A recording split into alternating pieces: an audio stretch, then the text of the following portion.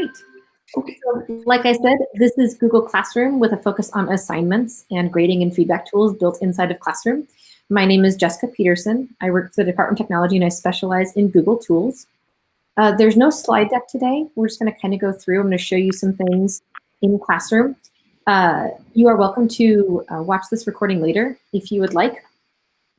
As Daniel mentioned, in the upper right-hand corner, there's a little chat bubble. You probably have seen this before, but if you click on that, that pops open a sidebar and you can type in questions as we go. Dan's going to answer those with the best visibility. If he finds that there are a running theme or it's a question that might just be better to be demonstrated again or have me answer it to everybody, then he'll interrupt me and have me answer it. Dan, if you go ahead and put the link to sign in, we'd love it if you filled out our attendance tracker. This helps us with grant reporting and all sorts of things. We can kind of keep track of which webinars we should be offering more frequently, which ones we can, maybe retire, people can watch recordings. It also helps us just kind of, show what our team is doing during this time. So please take a moment. He's going to put that in the chat, that link. And if you'll click on that and please fill it out. Let's see. In case you are new to Google Classroom, if you've never done anything with Google Classroom before, I do recommend that you start with a recording of our webinar about Google Classroom for instruction. That goes over all the basics. This is going to assume a general low level, but still like I have at least touched Classroom before, and I've maybe posted an assignment, that I've done some basic things in Classroom. That's what this is going to assume. So if that's not you, you're absolutely welcome to stay. Don't feel like you have to go anywhere. But you may also just want to if you want to leave and go watch that and then come back and watch this recording. We're also doing this one again at 3. So if you left now and watched the Google Classroom one, you could probably join us at 3 because we're going to repeat this one at 3.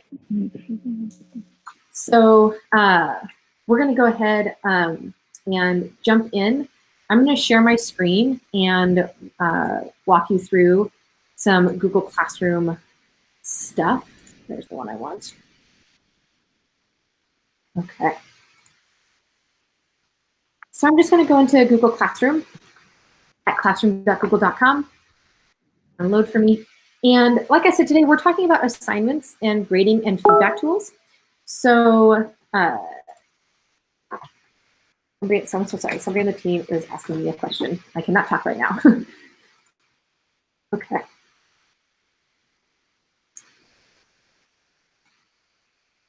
So Google Classroom is generally recommended for grades 3 through 12. We do see elementary school teachers that use it and love it, especially lower elementary that do use it and love it, but it is generally most age appropriate for a slightly older crowd of students. And so I'm going to go ahead and go into my sandbox class. I'm going to click on it. There are 2 ways that you can kind of post things in Classroom. And when I do that on that classwork tab under the Create button, there's an assignment and there's a material. They are very different. A material is anytime you're giving them something to look at, to read. It's kind of like a one-way thing. It's like passing something out and you're not going to get anything back. And so that can be how you post videos or how you post readings, how you maybe put an image that they're supposed to look at or an infographic they're supposed to look at. That would be a material. You're not getting anything back from them. We're going to focus today on assignments. That's where they're going to turn something into or they're going to mark something as done. I want to really quickly go through how to create an assignment just because some of the options you have when you create an assignment are relevant later in the grading part. So I'm going to click on assignment. And again, hopefully you have done this before, you've seen this before, but I would give it a title. I like to call mine really obvious things. I might say it's due Friday, April 17th. It's the due date this week. And I like that name because when they see it, when they're in that classwork tab, they're going to see it's going to be called homework, so they know they have to do it. And then I also like that I tell them that it's right when it's due, right in the title. I could put something here like T-chart. I could, put what the thing is right there in the title if I wanted to, or I don't have to. It's totally up to me. I would put instructions here, any instructions I have. So I could say, please complete, complete the T-chart with at least 4 pieces of evidence on each side, right? I would give my instructions here. You might also want to put some more instructions in here around, click on view assignment, some of those things that walk kids through classroom. If they're new to classroom, that can be sometimes helpful too. And that's something you can just kind of figure out what's going to be the best fit for your students. I can attach things down here. So I'm going to attach something from Google Drive. In this case, I'm going to attach my T-chart. I created a template that I want them to use. I'm going to find my T-chart. Hopefully it's easy to find. That's my template. There it is, T-chart for the 2 books, because I am a really creative file namer. And so once I've added this here, because this is a Google file, I've got some extra options. If I added a video, because you saw here I had some other options I could add, like a link or a file or a YouTube video, those things don't come with the same options as a Google file does. So because I added a Google file, again, docs, slides, sheets, drawings, I've got some extra options here. And right now the default is set that students can see it. That means they can look at it, but they can't do anything inside of it. Now this is something I want them to actually work on and write in. And so I'm gonna click on that can view file and I've got some more options. I can set it so that students can edit the file. That's where all of them are in the same file all together. That works really well in small groups. I don't know that I would put 30 or 35 kids in on the same document, but with really small groups, I can, that can edit file can work really well for a collaborative type of document. I can also make a copy for each student. So I'm gonna choose that because I'm gonna use Google Classroom essentially like my photocopier today. On the right-hand side, I've got some more options here. I can choose which classes to post it in, so I can put it in multiple classes at once. I don't wanna do that. If I'm only choosing one class, so again, I'm only posting in my sandbox class, my class I play in, then I've got the option where I can choose which students. So this is how you would make a small group to work on a document all together. So I would just make sure the students I wanted to have it were checked. I would uncheck all students and check the students that I want to be in that group. In this case, I want all of my students to get it. And then I can choose my points. So however many points that this is worth, I might say this is worth 20, however many I want. A due date is pretty important, but it's also really important to have conversations that kind of norm what due dates are right now, because due dates can cause anxiety in students, especially with a fluctuating environment to work in. We no longer have that protected, we all work on this stuff together in the same place. And so when you have with students in their own homes, who knows what distractions are happening, who knows what access they have to devices. And so due dates, it's really great practice to have a conversation with your students around due dates being a little bit flexible right now, that, I'm gonna set a due date because it's a goal, that our goal is to get it done by then. But if you need an extra day or, however long makes sense for you, if you need an extra week, whatever's gonna make sense for you as a teacher, feel free to, to communicate that with your students and with your families. But due dates are really important in classroom because they feed information for guardian email summaries. So if you turn on guardian email summaries, but you don't set any due dates, the parents and guardians will never be notified of anything missing for their student because it's not past the due date yet. They also won't be notified of anything upcoming because there's no due date that's upcoming. So those due dates are really helpful to, again, feed that information source for families. But I would want to have that conversation around them being flexible right now. So I said this was due on Friday. I'm going to choose Friday. Great. The topic, again, is where it's going to sit. And that's right here. That's going to fit in that topic right there. I can add a rubric. And so I do want to show this right now. I will show you what it looks like when you grade with a rubric. But when I click on this rubric, I have the choice to create a brand new one.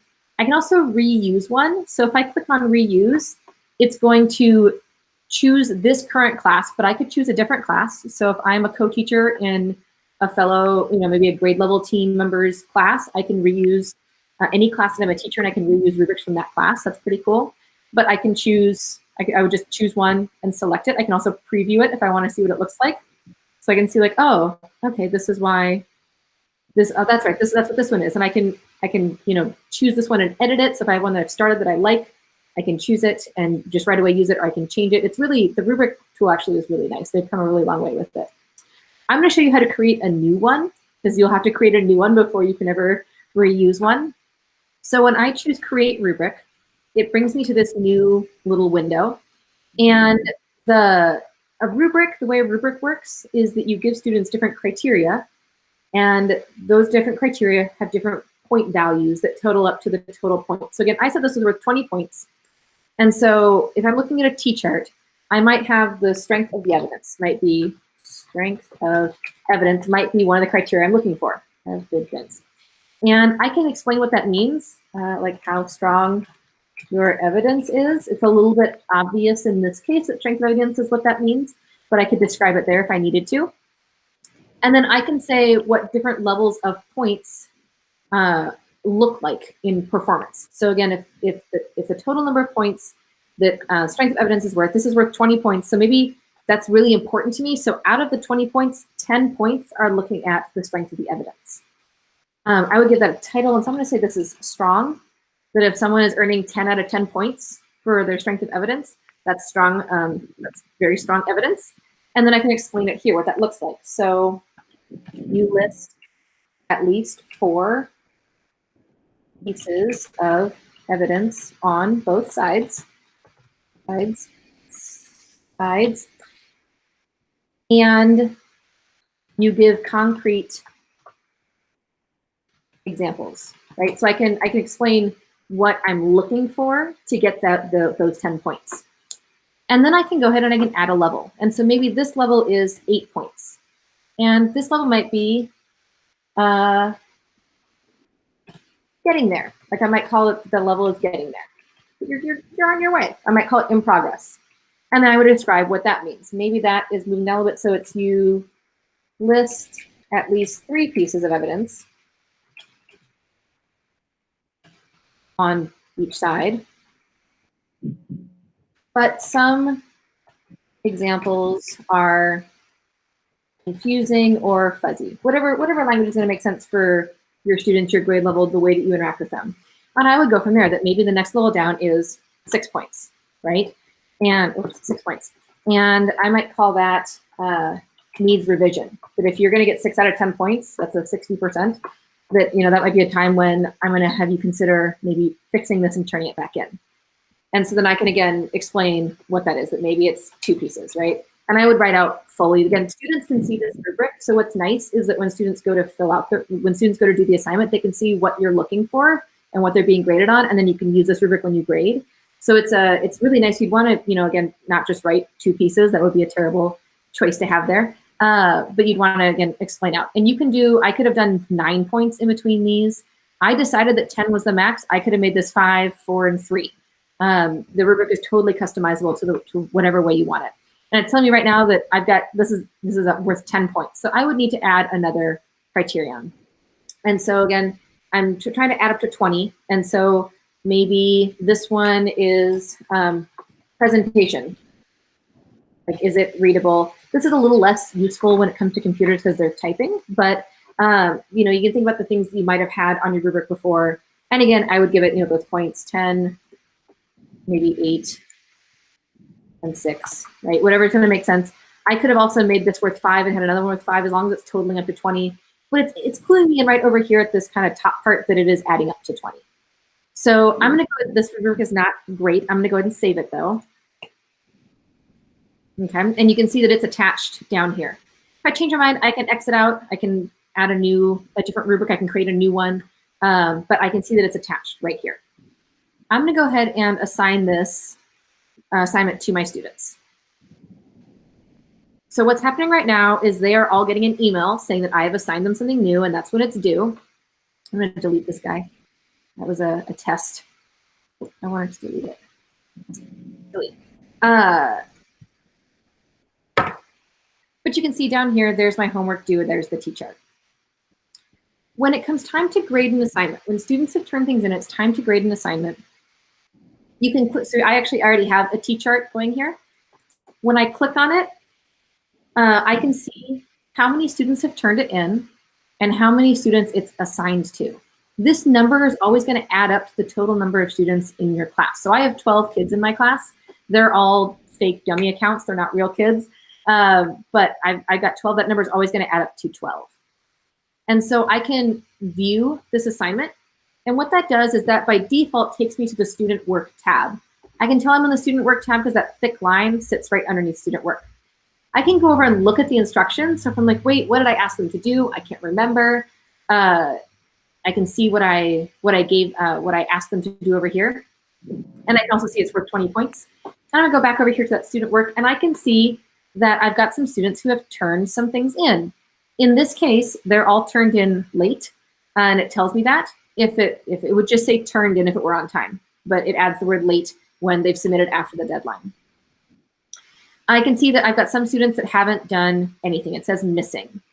I can click, again, I had it make a copy for each student, so I can click in to the student's file, this is their copy, and I can see what they've got so far. So occasionally, every once in a while, you'll have a student that doesn't click turn in, that doesn't submit it, but they've got it done. So you can still go in and look at their stuff. It's gonna say missing, only they can turn it in. You can't grab it and turn it in for them. And so you'll see that this opened up in a new tab. That I've got my homework due Wednesday tab, and then I've got that pink, that was my other, when I click on that other tab, that takes me back to that student work tab. So it opens it in a new window. I'm gonna go up to one of the students that finished it, and I'm gonna click on theirs.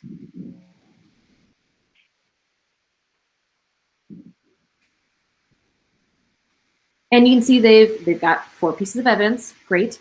I can make comments in here. So like, rhymes, for instance, is misspelled. Nobody is 2 words instead of 1. If something is not quite correct, like, you know, he does eat fruit, but it's not all that the Very Hungry Caterpillar eats, in case you have not read that book recently.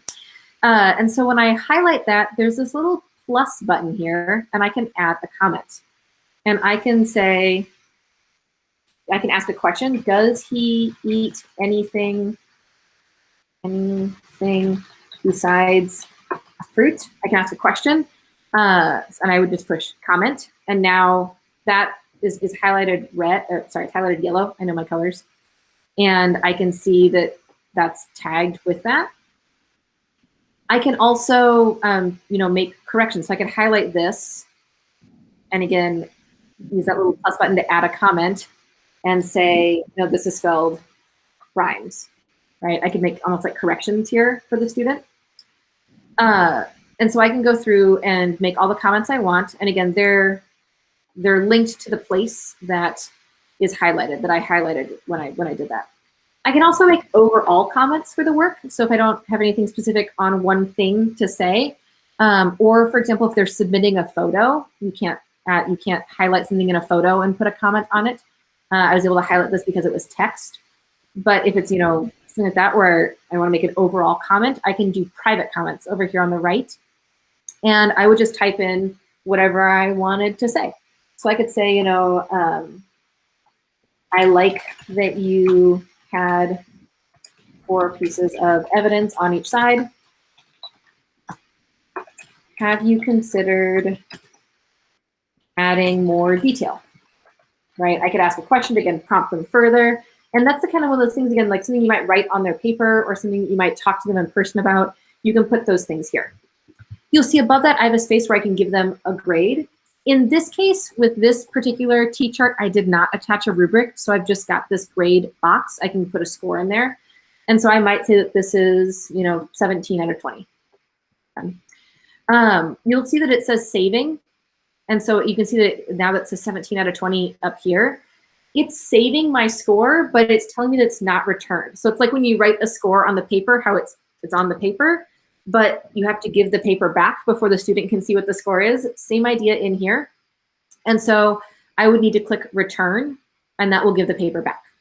If I click on this little down arrow, you'll see I've got some options where I can return multiple ones at once. So you can go through and grade, you know, a bunch of them and return a bunch of them at once, or you can return them individually. It's kind of up to you, however you want to do that.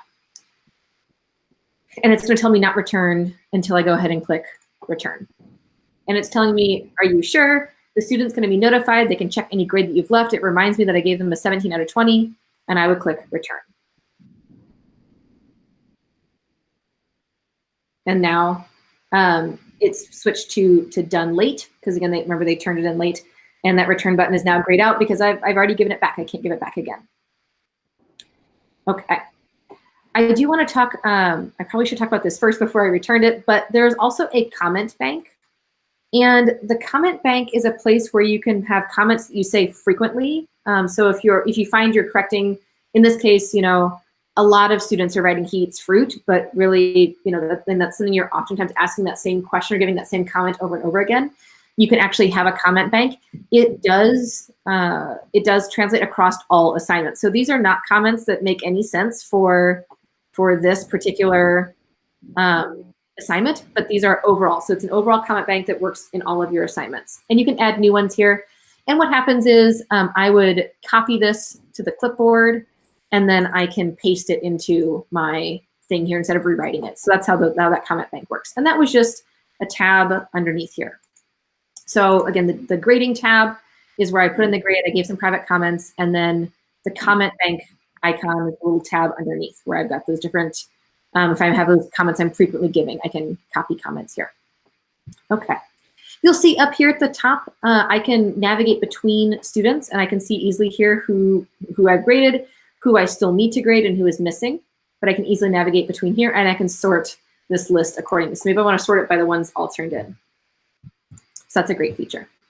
I'm done in here, so I'm going to close this tab, and I'm going to leave. It's asking me that because I went to put in that comment and then deleted it, and so that's why it was asking me that. I didn't really have any changes to save there. You'll also see over here on this left-hand side that there's a space here where I don't have to open the student's document if I don't want to. I'd recommend that you do, just so you know what they turned in. But if sometimes it makes more sense just to go ahead and give a score here. I'll actually show an example of that in a minute. And so I can also just type in a score right over here, and there's this return button. So if I type in that 20, you'll see that return button lights up, and I can check multiple students to return multiple ones at once. I'm gonna get rid of that though. Okay.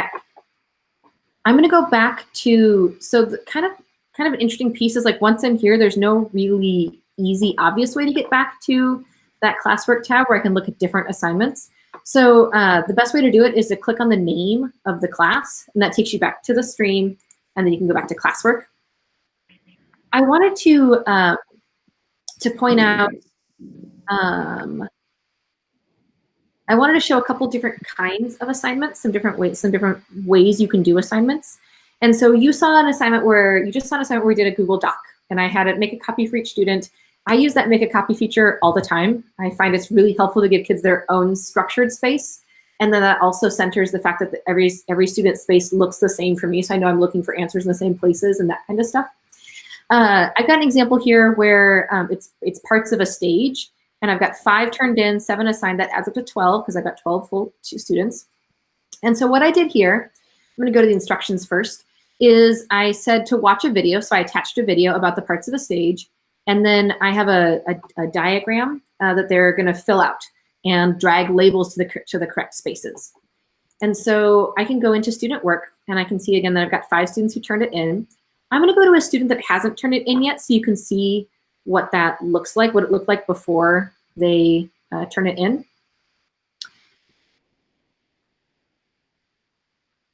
So what I did is I made a Google drawing, and it's coming. There it is.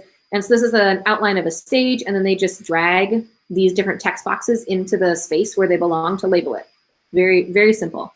So let's see what one student turned in. I'm going to go to student 43, actually.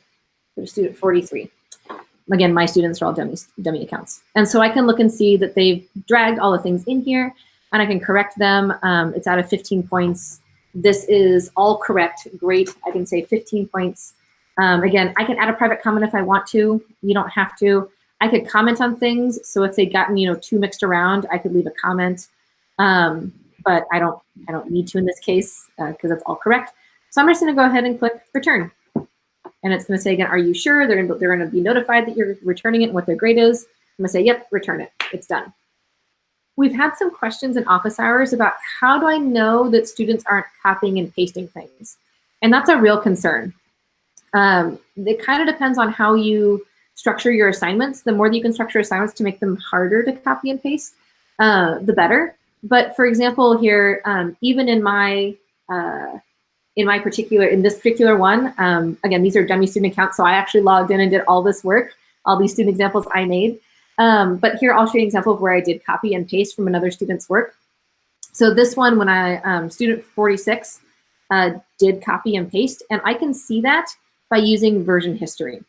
Now you'll notice that this window here is kind of like a minimal version of what Google Drawings maybe usually looks like, but I can go to the full Google Drawings thing by clicking on this little icon in the corner.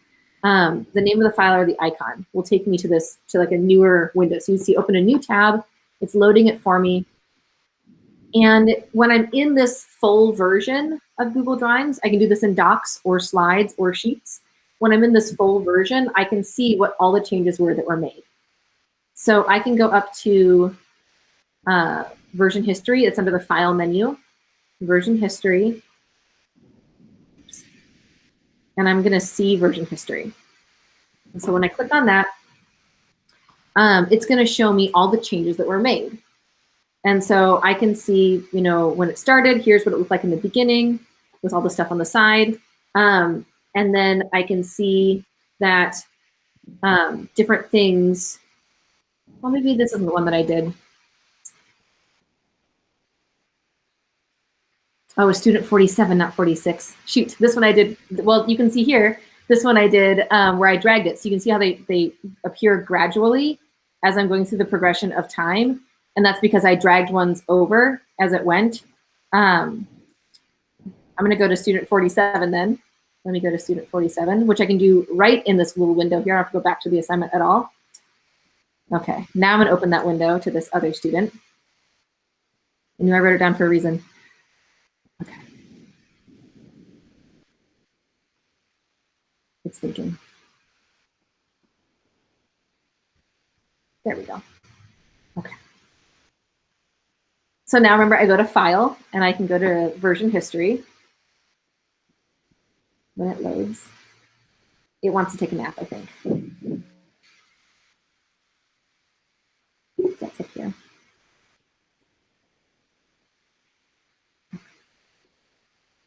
So I can see version history.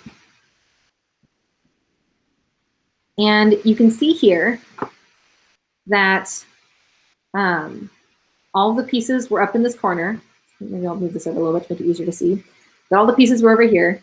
And then pretty soon there's weirdly two sets of pieces. Why would there be two, why are there two things? And these all appeared at once. And then you'll see that the student went, in this case me, went and deleted the ones off the side over here. And so what I did basically is I selected another student's assignment and copied and pasted it in. But again, to make it look like I had really done it, I had to go over and delete all those choices on the side. So by doing some, if you're suspicious, if you feel like something is up or funky, or you're seeing like I'm seeing the same misspelled word in each one, you can go and see. And if things are appearing all at once in version history, it's a pretty good indicator that it got copied and then pasted in because it just showed up all at once. If a student is typing in a document, you're going to see things slowly get added as you're going through version history. Kind of like how you could see when I was slowly dragging things over that it showed them in chunks instead of all at once. And so the fact that all of these showed up at once, and then again, in this case, the fact that there were duplicates, that the originals were still up here, are pretty good indicators that it was copied and pasted.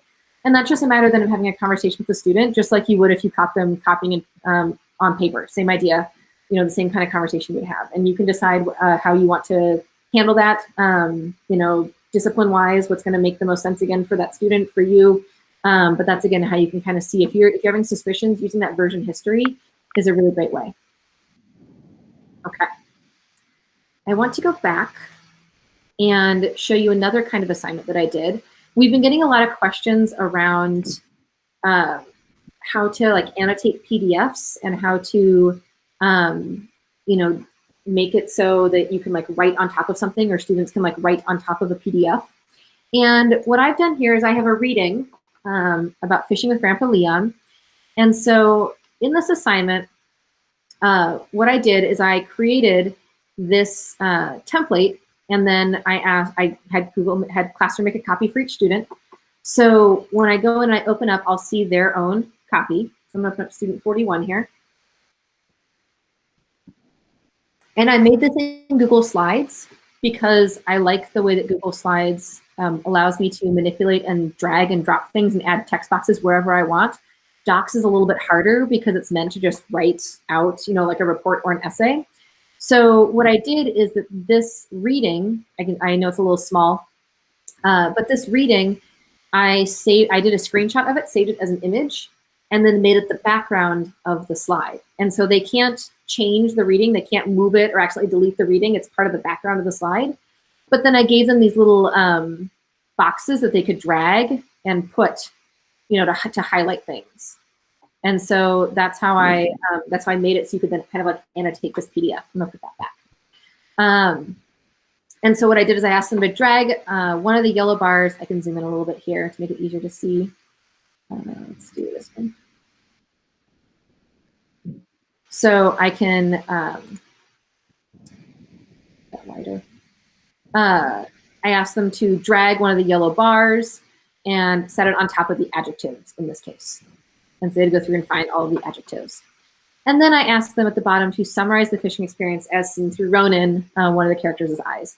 This person didn't write anything here, so this might be a good time to say, and put in that comment that, this is, you forgot a piece, like try again. You can return something without a score, and that's like giving it back to them to change it and resubmit it. So once you return it, much like a piece of paper, they can turn around and resubmit it. That's a built-in feature of Classroom. If you've already graded it, they don't need to resubmit it unless you're having them fix things and resubmit it. You can use version history to see what they have changed.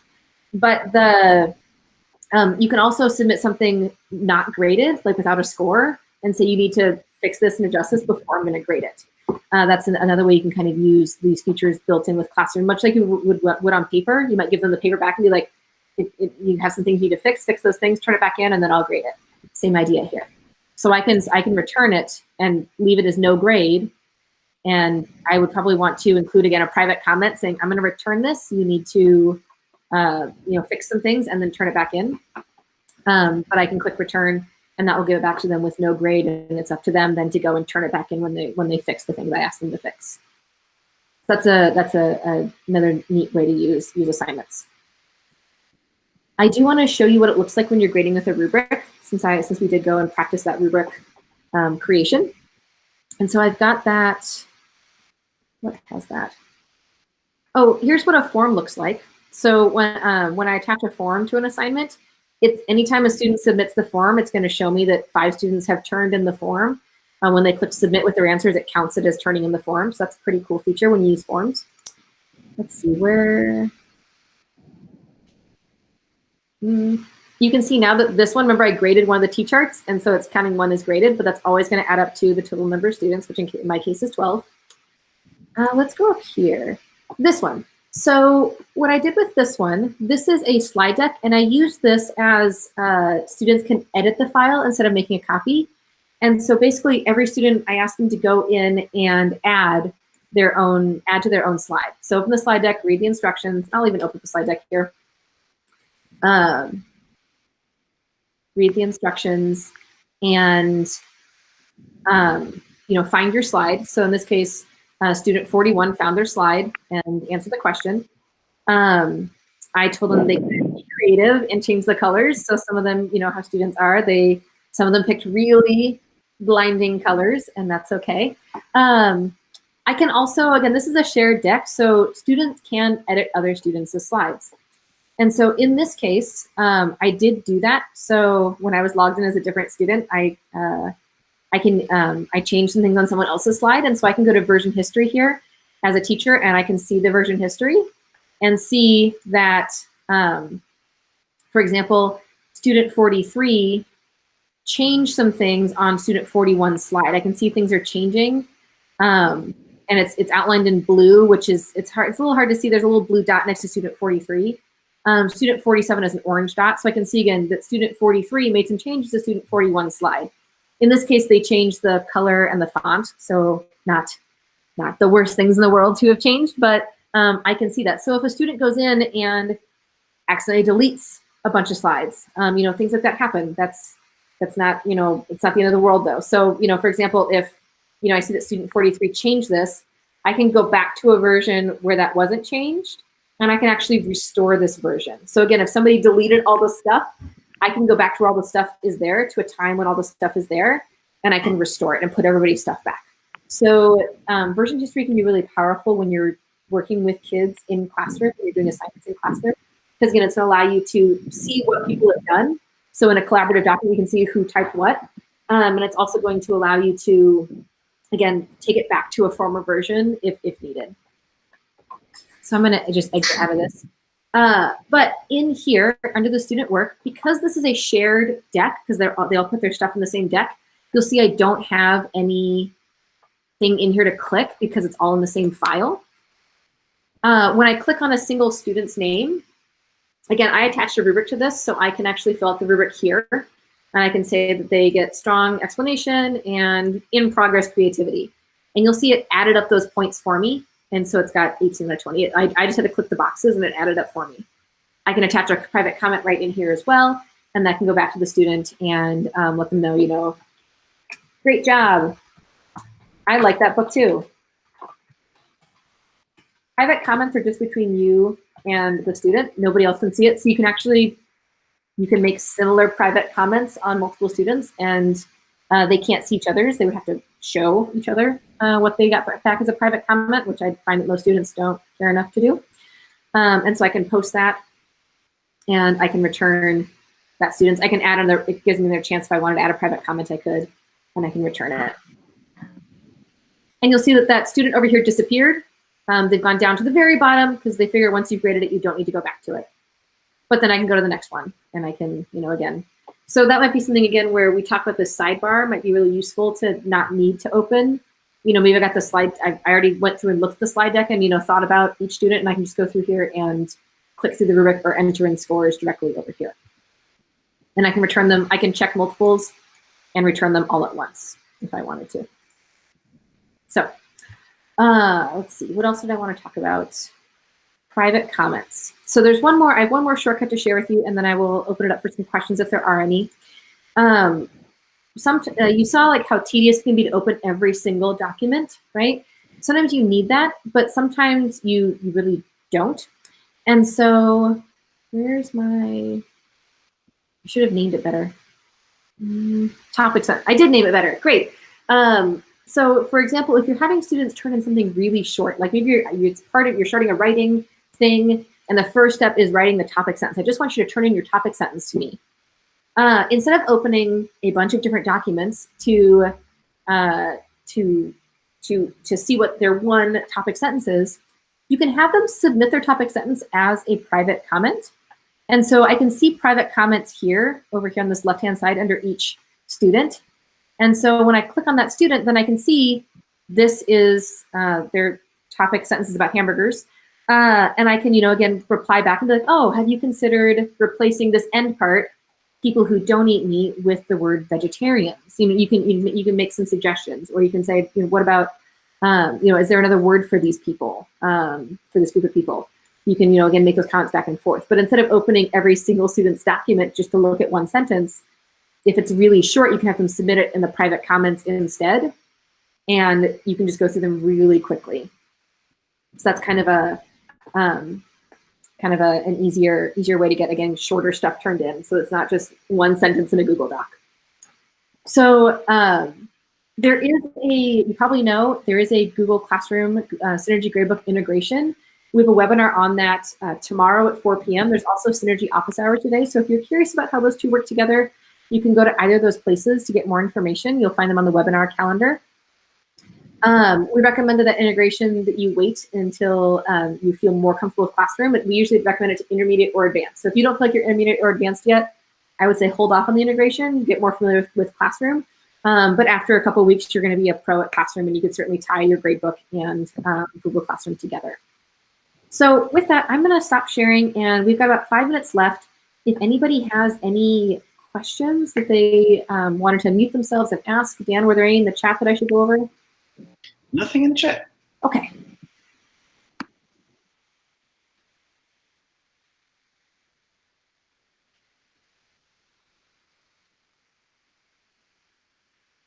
Great, I'm glad to hear that. She said it's been going great and she's gonna go practice. So yeah, you're welcome. Feel free to come to office hours if you have any questions as you're practicing. And as a quick plug for office hours, is that, even if you just have a, like, hey, I'm thinking I want to do an assignment like labeling the parts of a stage in a diagram, how would I do that? We can offer those same sort of almost consultancy type of questions just as well as how-to questions. So come ask any questions you like in office hours. Any other questions? Last call for questions. Okay, well then I think we'll quit. I'll give you 4 minutes back early. If you haven't filled out the attendance tracker, please make sure you do that before you go. And then we'll be signing off. So thanks for coming. Bye.